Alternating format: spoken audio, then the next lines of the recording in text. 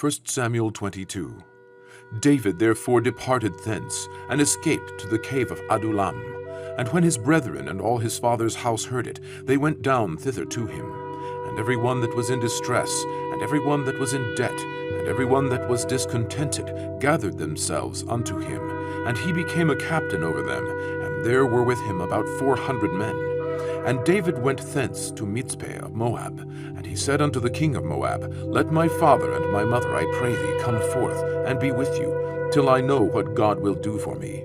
And he brought them before the king of Moab, and they dwelt with him all the while that David was in the hold. And the prophet Gad said unto David, Abide not in the hold, depart, and get thee into the land of Judah. Then David departed, and came into the forest of Hareth.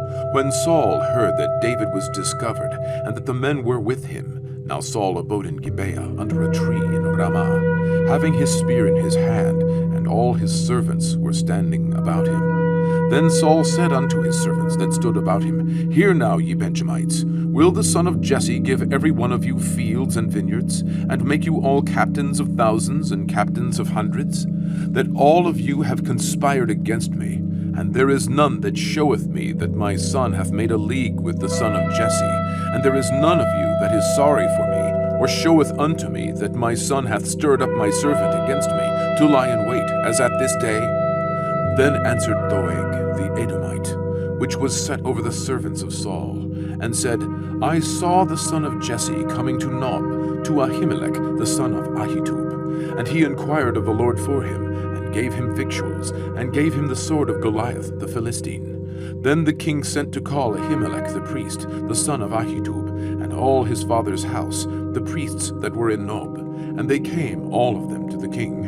And Saul said, Hear now, thou son of Ahitub. And he answered, Here I am, my lord. And Saul said unto him, Why have ye conspired against me, thou and the son of Jesse, in that thou hast given him bread and a sword, and hast inquired of God for him, that he should rise against me, to lie in wait, as at this day?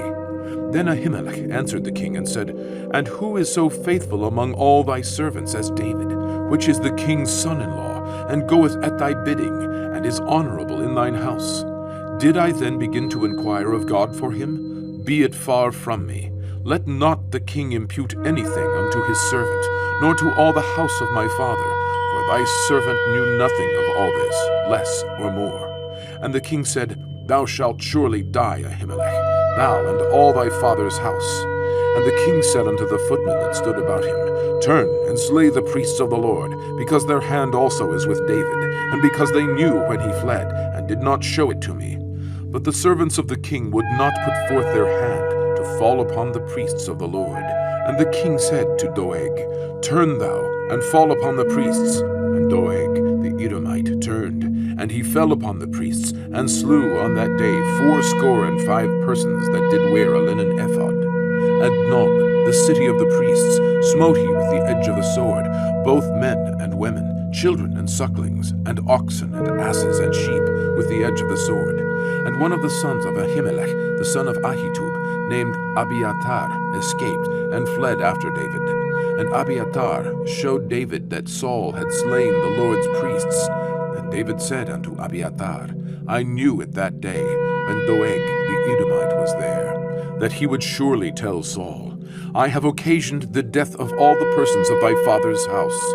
Abide thou with me, fear not, for he that seeketh my life seeketh thy life, but with me thou shalt be in safeguard.